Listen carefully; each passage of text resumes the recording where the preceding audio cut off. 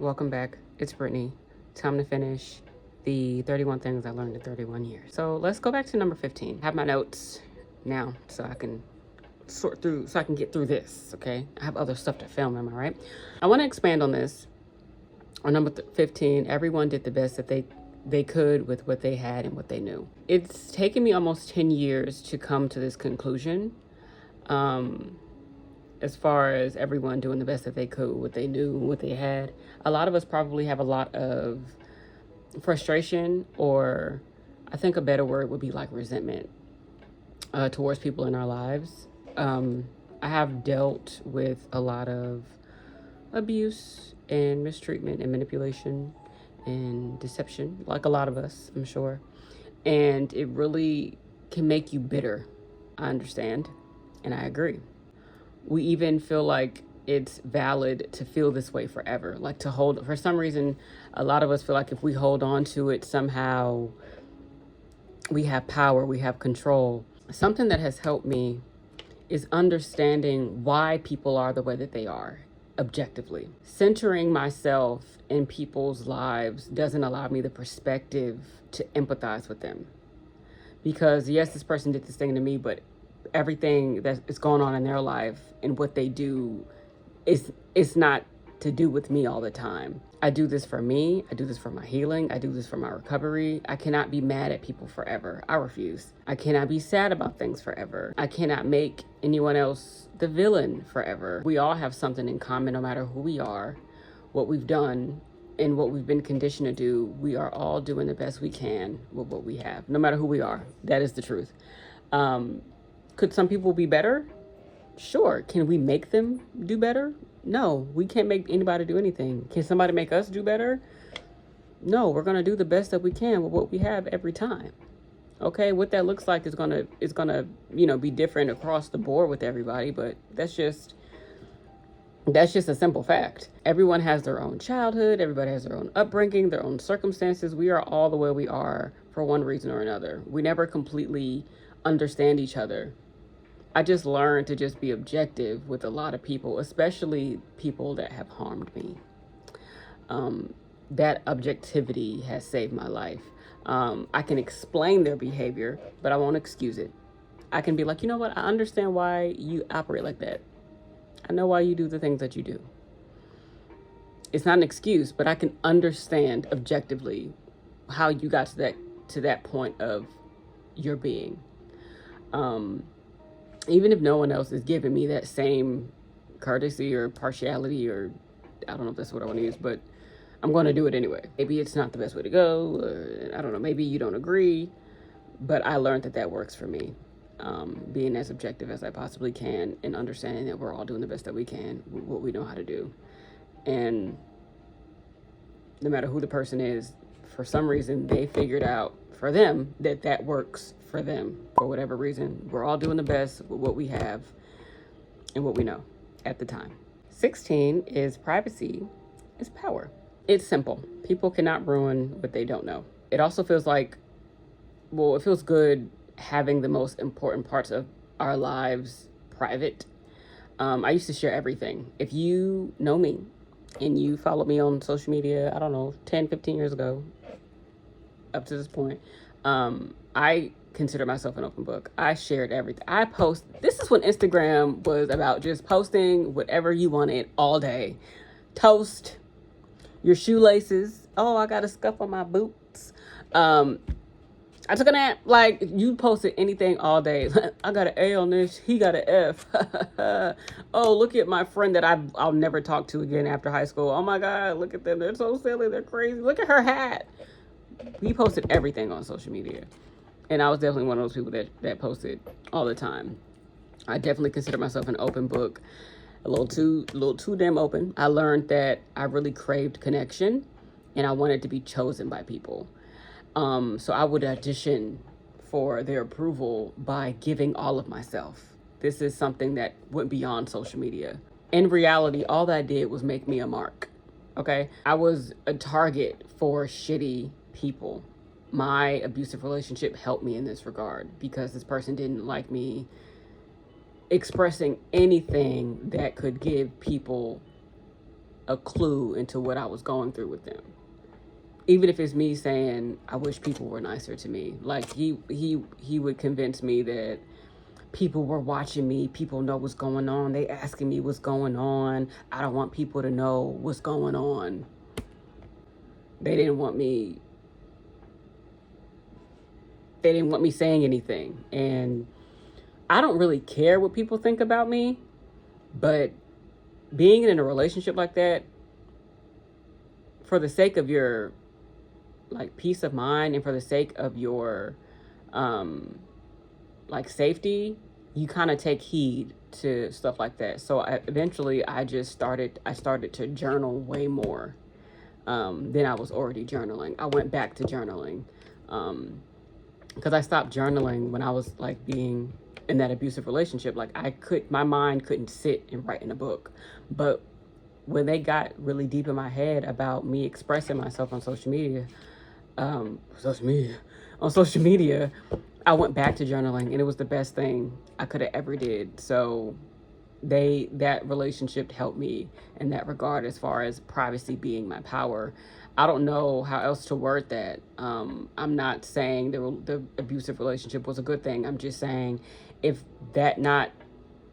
he didn't treat me the way that he treated me, and I didn't go through what I went through, I wouldn't have learned that my privacy is my power, because I was able to process so many emotions and get to so many conclusions that eventually led to me leaving the relationship for good. So in a sense, he helped me free myself from him by not allowing me the freedom to just express myself. I wasn't giving people his name. I wasn't giving details. I wasn't posting like pictures, and I wasn't doing all of that. It was just me finding ways to talk about what I was going through, but still, like, I thought I was doing enough that he wouldn't be upset, because that's essentially how we got together. What I was tweeting, so he said, helped him and what he was going through at the time. That's how we even connected. So it was just like, now you don't like now you don't like my tweets. 17. Your silence does not always protect you. Now, while my privacy is my power, my silence sometimes was not. Story time.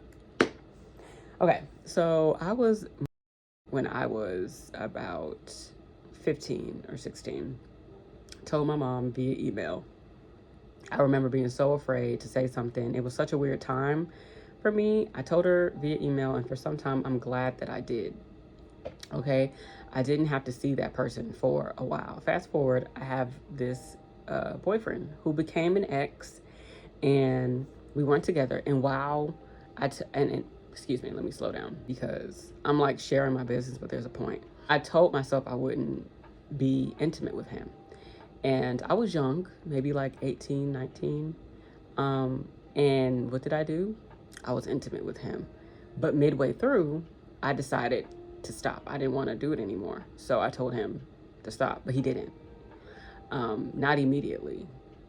But when he finally did, he was confused. He didn't say anything. He just stopped, and it was quiet. And I'm sure, I guess we fell asleep, woke up. I went home, whatever. I was relieved, but I was also confused myself, because I was saying stop and he wasn't doing that. So the next day or so, I'm texting him, and I want to talk about the interaction. If you know me, I would want to talk about everything. I'm one of those people, like, I'm going to say, even if I look stupid, even if I sound silly, even if I sound crazy, I want to get this thought off. I want to talk about this. Let's unpack this. Let's have dialogue. That's how I've always been. So I was like, it was kind of weird when you didn't stop. And his response, verbatim, I'll never forget this, was, I didn't argue. And I was like, I didn't say you did. And from that point, that word was forbidden to me. You know, like, I didn't want this black boy to think that I was accusing him of something like that, because I wanted to have an open conversation about our intimate interaction that left me feeling uncomfortable and confused. Like, I was just trying to talk about it. And that was his immediate response. I was afraid of becoming the girl who cried wolf. Even though that's not what I was saying. Like, even though now me today at 31, I understand that that's exactly what that was. But like, I wasn't traumatized by it. I was just very uncomfortable, and I wanted to have a conversation about it. And they immediately were just like, because if you say no at any point and they don't stop, then it becomes non-consensual. And I changed my mind. And I'm glad that I did that. I felt very powerful, like taking control of that moment, because that particular boyfriend forced himself on me a lot. So, yes. So, and in this instance, being vocal, the way I perceived it, hurt me. Um, but from that point on, how I perceived my adult interactions was a blur. Today at 31, I know what was consensual, I know what wasn't, but I didn't when I was younger. That particular boyfriend, like I said, did force himself on me often, and I didn't know any better. I was afraid to say no. I was afraid he'd just go do it with someone else, which is something he was doing anyway.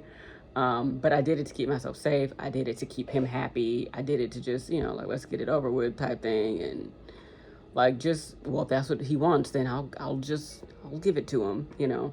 I believed my silence kept me safe. If he still wanted me around, I was safe. But when I addressed something he did or didn't do, I felt misunderstood. And it wouldn't be until the abusive relationship I mentioned earlier, that I would speak up again. So between that particular relationship, up until that relationship, my interactions with sex were really questionable. And I was in positions that no one should be in. And as I'm getting older, I'm learning what it looks like to have safe, not safe like with a condom, I mean like feeling safe, consensual, comfortable, emotionally and mentally and spiritually healthy adult interactions.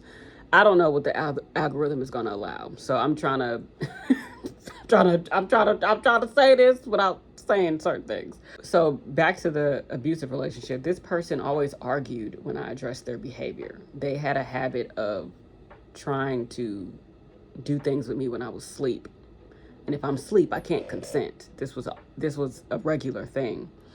And in the beginning, I would always say something, and it was always an argument. It was always a back and forth. It was always a, well, you moved. People move in their sleep. Like, what do you mean? There was always an excuse. And it was always flipped back on me. And this worked often, not just in this particular context, in this situation, but they often flip things back on me when I would want to talk about something, to the point I was apologizing for shit I probably didn't even need to apologize for, but I did what kept me safe, right? I kept going back to be intimate with him in this relationship. And I ended up dating him, obviously, for some years. So it was confusing. It really created a lot of confusion being with someone who would do that, and then you want to address it, because it's just like, I don't want to because the last time I tried to talk to somebody about this, they claimed that I was accusing them of the R word, and it's just like, that's not what I'm saying. But maybe that's not what you did. Like, you get in your head about it, when really that's kind of what happened. Like, and this person would make me feel afraid to say no to them in that relationship. I was speaking my mind, but I was also scared to word things a certain way, because I didn't want him to feel like I was accusing him of anything. So I also didn't want to be misunderstood.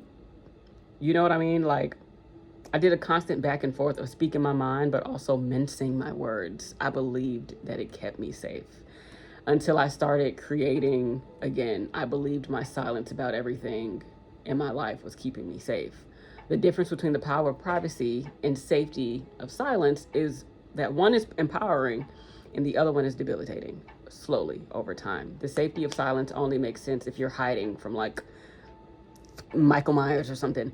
I get the whole, there's a time and a place. I get that. Being in that relationship, I became a version of me I didn't recognize. In the end, in the beginning, my big personality and vocal disposition, I guess, was attractive to them. As soon as I had something to say about the abuse that I was receiving, I was a problem. And they convinced me that everybody was watching me and everybody was judging me and everybody was talking about me behind my back. And it's not that I cared about what people were saying, it's just I wanted my relationship to work, even though I was being treated terribly. But that's how abuse works. It's a mind thing. I wanted the relationship to work, so I yet again minced my words here and there to appease him, and he was never happy with anything I did or didn't do. He was twisting me into the perfect puppet, the perfect little whatever. Only doing what he wanted, only saying what made him look good and not saying what made him look bad. In the end, I have done many things to heal what was broken. I've done traditional therapy talk, so that silence was broken in the confidentiality and in the professional setting of the space that a therapist provides. I've done, like I said, I've done the traditional talk therapy. I'm still doing that every Thursday. I have therapy tomorrow and I'm excited. I've done hypnotherapy. That was cool. I was doing yoga, trying to heal my body because, trauma is stored in the body. I started doing meditations and that really cracked me open. I'm about to return to that. And the best thing I did more was journal. I was afraid to say things out loud to people because I was afraid of what he'd do to me. So for a long time, people didn't know what was going on. And by people, I mean like my family. Like, I didn't say anything for a long time, but he was convinced that I was, and that scared me because I'm like, I'm literally afraid to say something. I'm not saying anything. I attempted to like cry out for help sometimes though. Like I was hoping someone would like read between the lines and help me, but that didn't always end well. And it also garnered a silence of its own where I think some people did kind of pick up on it, but didn't want to interfere. Very much, it's not my business. And there's two sides to a story. And it's just like, okay, people didn't care, or maybe they didn't realize. I don't know. I was always expressing myself. So maybe it just looked like expression and not desperation. Journaling allowed me to be as loud as I needed to be without the fear of his retaliation, his manipulation, or his intimidation. My silence didn't keep me safe. And if you're trying to figure out,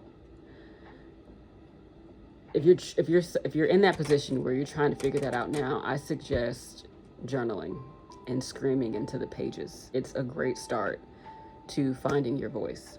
18. Is connected to our creativity. I don't think that's bad to say. Our sexuality is connected to our creativity. So the previous stories can tell you where I'm going with this. My relationship with sex is one that is still under construction. Okay, I'm reconnecting with my body through abstinence, and as time goes on, I'm going to discover new ways to connect with it so I can understand the disconnect. Okay, let's talk facts or not facts, depending on who you ask. Okay. Sexuality and creativity are both rooted in the sacral chakra. Let me keep reading my notes. Okay. Both things have to do with expression, passion, creation, or procreation, and require a certain level of vulnerability, openness, and connection to our innermost self. There was so much confusion and uncertainty around my sexuality growing up. And I mean, like, not like sexuality, like how I identify as far as my orientation, but like, well, there's some of that was there too, but that's not the part that was like traumatizing. It's like my relationship with sex itself, and how maybe sensuality, like just that part of myself. There was a lot of uncertainty and confusion growing up in my 20s, and I am intentionally gaining clarity today. I'm really excited for my 30s. Okay, I've been abstaining for about like 800 plus days now. And it's been interesting, to say the least. That's wild to say 800 something days. 800? Do you hear me? Anyways, when I felt my sexiest, I feel like I created more. I also transmute any desires that I feel or urges that I have into creativity. After removing myself from that abusive relationship, I had a hard time doing that. While I was in it, I had a hard time doing that. Sex was ruined for me. My self-worth was ruined. My self-esteem was in the freaking trash, okay? All of the things that would make creating a little more fun. Yeah. One would argue that the best art comes from broken people, but who wants to be broken? You know what I mean? Like, nobody. I personally didn't have the drive to create the way I used to. Did I completely stop creating? No, I did not. I always had something to write because I was journaling. I feel like journaling was keeping me together. I was still writing. You know, it was medicine for me. I thought up beautiful ways to speak about my pain as if I was like painting a portrait. Okay. It was beautiful. It just didn't feel the same. Not the way that it does now that I'm feeling better about myself and about my life. I'll speak more about this in the future in another video. Reconnecting with myself through creativity, though, and sexuality is an ongoing journey, and I am excited to keep exploring. If you don't care about the spiritual take on the connection between creativity and sexuality, I provided some resources for the scientific take on it and the psychological take on it in the description box. Feel free to look at that. 19. If you're afraid to express yourself to them, they're not healthy for you. Okay. This can go two ways. Either you have a vulnerability issue or you both do. Sometimes people are willing to be vulnerable with us, but we are not willing to be vulnerable with them. We don't know because we don't try, and we convince ourselves that there's no point in trying because they won't care. Or we try guessing the future and assume that they will say this or they'll say that. And this, you know, whatever it is for you, that's for you to decide. However, if you are someone who noticed that whenever you express yourself to someone, things go super left and you're left feeling like you're to blame, then maybe you're dealing with someone who doesn't care about you and it's only going to get worse. Okay? If you got to a point where you're like, if I say something, we're going to argue. If I say something, we're going to fight. If I say something, I'm going to get mad. If I say something, I'm going to ruin the date. If I say something, I'm going to ruin the night. If I say something, to the point you are keeping things inside of you that very much need to be released. Okay. Maybe you're dealing with somebody that you don't need to be dealing with. They're not a safe person. They're not safe. They're not safe emotionally. And you don't deserve that. Or they try to convince you that you make everything they say a problem. And that's for you to decide if that's true or not. But there are some people who take your words and just flip them on you. And now you feel crazy. And they try to convince you, well, you're doing that to me. And it's just 20.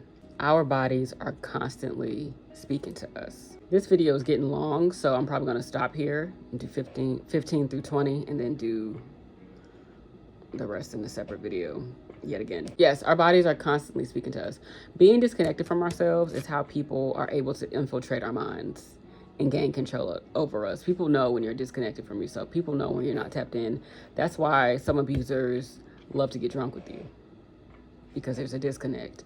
Your defenses are down. You're more likely to go with the flow. You're making decisions you wouldn't normally make, and your body can't send the proper signals to your brain, to your mind. So again, the abusive relationship I was in is a big reason why, as to why I am choosing sobriety this year.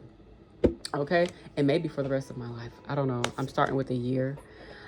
It's been great. There's been so much clarity. I've gotten so much done. I feel like it's part of the reason why I'm getting back into YouTube the way I'm getting into it. I've learned a lot in 31 years, and getting sober is probably the best thing I've done so far. A bigger reason is that I come from a long line of alcohol abusers. And I'm sure abusers like that too. That line of where, you know, like sensing the dysfunction that I was familiar to. I don't want to make this completely about abusers, but the connection was there. I learned a lot about the body in 2020. Shout out to 2020. No, not shout out to 2020. Why the fuck would I say that? 2020 was a terrible fucking year for a lot of people. It was a great year for some people, but it was also a terrible fucking year. I'm sure you were there if you're watching this. It really clicked when I started doing yoga more regularly. Our body and our minds are so connected, but for some people they're not. But I think, well, you know what? Correct me if I'm wrong. I think they're connected regardless. It's about how aware you become of that connection. And many of us may not understand what that truly means. A lot of us don't trust ourselves because we are conditioned to seek outside validation. Okay, this refers to how you were raised. You know, we are conditioned. I'm looking at my notes. We are conditioned to pull.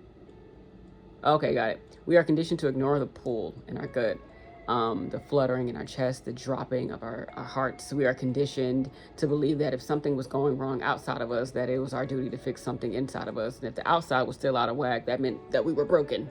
And it's just like, it was almost like we were taught that we weren't in control.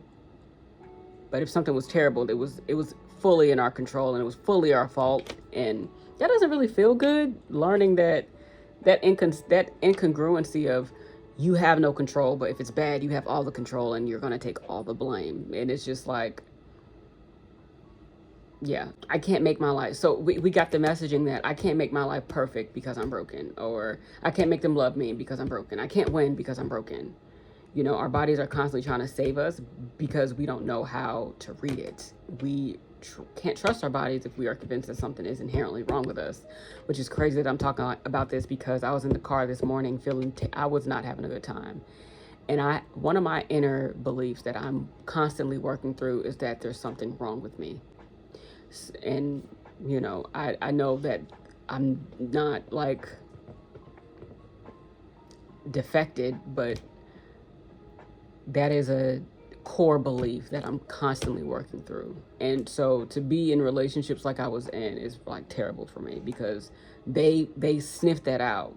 People like that who want to abuse you, who want to control you, who want you to feel like sniff out your core beliefs that are negative, the negative core beliefs. They sniff it out and they make you feel however it is that you're reaffirming all the time through your words and actions and your thoughts. Internal safety with ourselves, loving our bodies, valuing ourselves is so important. There's a video in the description, okay, that further expands on this. My therapist had me had me watch it. She has me watch great videos for homework and to take notes, and then we chop it up. Love her down. If we learn to sit with ourselves, we can learn the mechanics of our being. If we learn to trust ourselves once based on something our body is trying to relay to us without proof, we can learn to do that over and over again until we eventually trust ourselves, until it's natural to trust yourself. All it takes is one little moment to trust yourself and you get that confirmation like, oh, that turned out well. I didn't blow up. Okay, I didn't explode. Let me try that again. It takes time. Wow, I look like I got yoked up. It takes time, but it's time well spent. We need someone to prove that we can trust them. We have to do that with ourselves.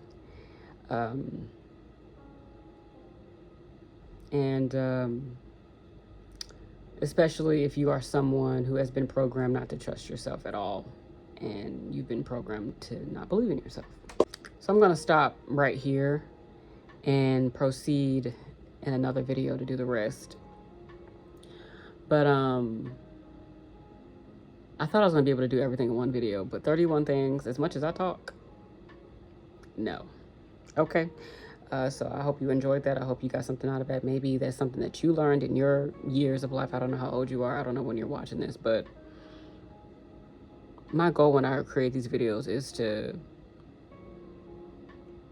be as open as I can without making myself a target. I think I'm afraid of doing that. I think I'm afraid of And I'm going to be open. I don't know why I'm even saying this, but I'm afraid of being so open that anybody just comes in, because that got me in trouble before. Um, I don't want to sound like I'm blaming myself for the abuse that I endured.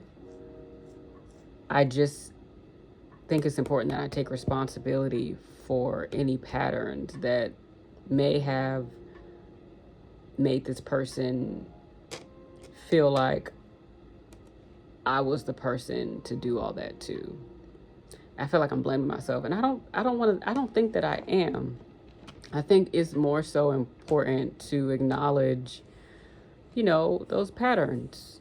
Like, yes, it took me a hard time to even, a long time to even identify with the term victim, because this person would have convinced me that I wasn't, and that I was just being dramatic, and that it wasn't that bad. Um, but it was that bad. It was terrible, and I said, I don't know why I'm saying this, but I brought like that relationship up a lot, and the notes that I have for the rest of the things that I learned in the 31 years, I will be referring back to that relationship a lot, because I like, out of 31 years, that relationship taught me the most about life, and I will be referring to it a lot. And I'm sorry for anyone that's triggered by it. I will put a trigger warning up on the thumbnail and in the description, and kind of as the story, as I edit, I'm gonna kind of put it there too. But yeah, I learned a lot in 31 years. We got to do 21, 22, 23, 24, 25, 26, 27, 28, 29, 30, 31. I have to do 11 more. I have to sneeze. All right, that's my cue to go. Peace out, y'all.